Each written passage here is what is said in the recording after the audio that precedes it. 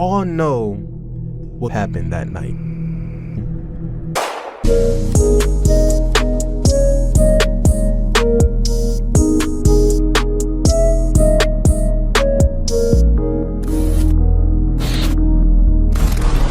Before I get into this, I just want to say, my parents did a really good job at putting a roof over my sibling and I's heads, making sure we had food to eat, clothes to wear, and dreams to chase.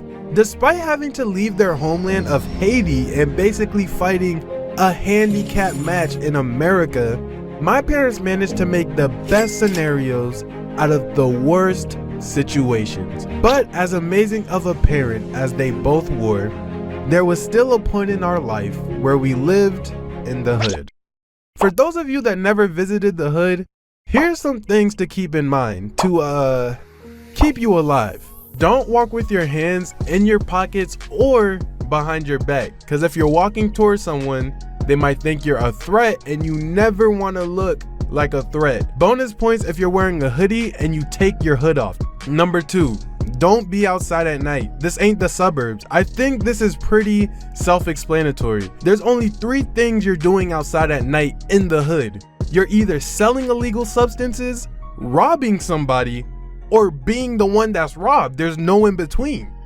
Tip number 3, don't make eye contact with anybody for too long. I don't care if you are alpha male or whatever. If you look at a group of people too long, you're gonna be an alpha male in heaven. And how are you gonna out alpha Jesus? Exactly, you can't. That's the type of neighborhood I was a part of. I lived in Stuart City, Florida. Sounds nice, right? Wrong. Let me give you guys a statistic. The typical US crime rate in 2006 was 469 crimes per 100,000 people in the US. Cool. Stuart, literally just Stuart, had 690 cases per 100,000 people. Just an extra 230 criminals in one area. So now that you have a proper understanding of where I stayed at, let me tell you why we left. One day, my family's home and we're all just enjoying ourselves, playing games with my brother. My mom is probably braiding my sister's hair on the chair. My dad was probably on the couch eating grillon or something like that. What y'all know about that Haitian grillon that comes in those like white to-go boxes? I don't remember all that well what was going on because I was like 6. So this is how I remember it. As I'm patiently waiting for my turn to play the game, my family noticed a sound coming from outside, which was odd. We weren't expecting any visitors. Everyone was inside the house, so we didn't know who was at the door. We look at the door, and then all of a sudden, the door burst open, and there is like 4 people storming into our house with weapons. One dude goes left, other dude goes right. One comes straight up to my family and points it at us. I'm literally looking down the barrel of a weapon in my living room. But something was weird about these robbers. These robbers, they didn't have on do-rags or golden chains. They had on vests with letters on it, and they're all dressed the same, and they all have badges, and oh shoot, these aren't thugs. It's the mother effing FBI, nigga. Okay, now I'm scared. Cause the men in black are now 4 deep in my crib trying to erase my memory. Stanley, if your family didn't do anything, then you should feel safe. Ask any black person you know. They will tell you.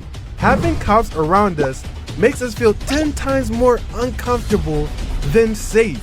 They literally round up my family in the living room. I felt like a hostage, honestly.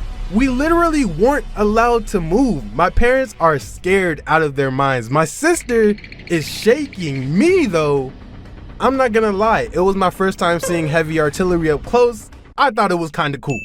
The FBI people are communicating with each other across the house. I see one other guy just doing hand signs at the door in the front, like I'm pretty sure he summoned a shadow clone. They clear our house and realize that whoever they were looking for didn't live here anymore. He apologizes for their mistake and explains to my parents how they thought this house was harboring a fugitive or something like that. I don't know what they were talking about, and frankly, I don't think my parents did either.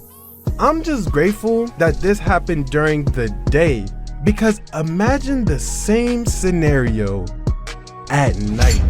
My foreign parents asleep who are still learning about America and English. The cops at our door just bust in, break into our house, and of course my mom and dad would try to protect us from whatever and whoever just broke in. But because of how dark it would have been, and because the police would claim self-defense, we all know what could have happened that night.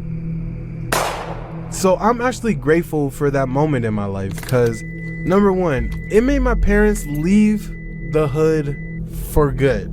Number two, that story sticks with me and reminds me how lucky I am to have both of my parents. And number three, life can end at any moment. It was literally a normal day for us, but if the cops would have waited 4 more hours to raid our house, I probably wouldn't be telling this story. I don't know. It's just something to think about.